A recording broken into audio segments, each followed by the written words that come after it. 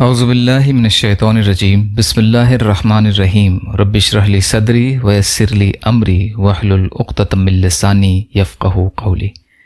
بکھرے موتی تیسرا حصہ۔ سوال نمبر 13، قیامت کے روز نور میں اٹھنا چاہتا ہوں، جواب ظلم کرنا چھوڑ دو۔ سوال نمبر 14، میں چاہتا ہوں کہ اللہ مجھ پر رحم کرے، جواب اللہ کے بندوں پر رحم کرو۔ سوال نمبر 15، میں چاہتا ہوں کہ اللہ میری پردہ پوشی کرے، جواب لوگوں کی پردہ پوشی کرو۔ سوال نمبر 16، رسوائی سے بچنا چاہتا ہوں، جواب زنا سے بچو۔ سوال نمبر 17، میں چاہتا ہوں کہ اللہ اور اس کے رسول کا محبوب بن جاؤں، جواب جو اللہ اور اس کے رسول کو محبوب ہو اسے اپنا محبوب بنا لو۔ سوال نمبر 18، اللہ کا فرما بردار بننا چاہتا ہوں، جواب فرائض کا اہتمام کرو۔ سوال نمبر 19، احسان کرنے والا بننا چاہتا ہوں، جواب اللہ کی اس طرح بندگی کرو جیسے تم اسے دیکھ رہے ہو یا جیسے وہ تمہیں دیکھ رہا ہے۔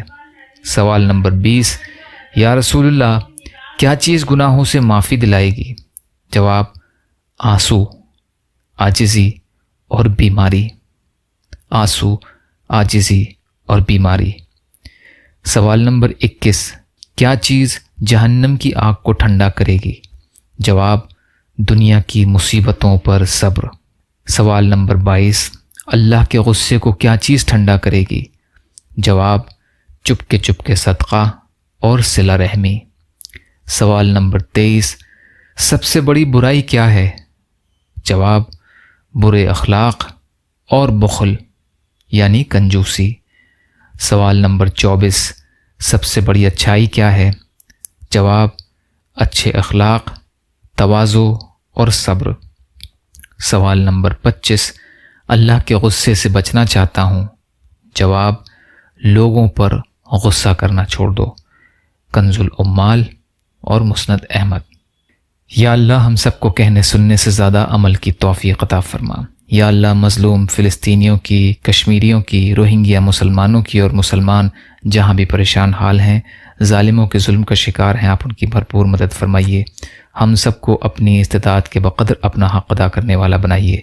یا اللہ اپنے حلال میں سے دیجیے، حرام سے بچائیے، اپنے غیر سے بے نیاز کر دیجیے، جو مانگا وہ بھی عطا کر دیجیے، جو مانگنے سے رہ گئے وہ بھی عطا فرمائیے۔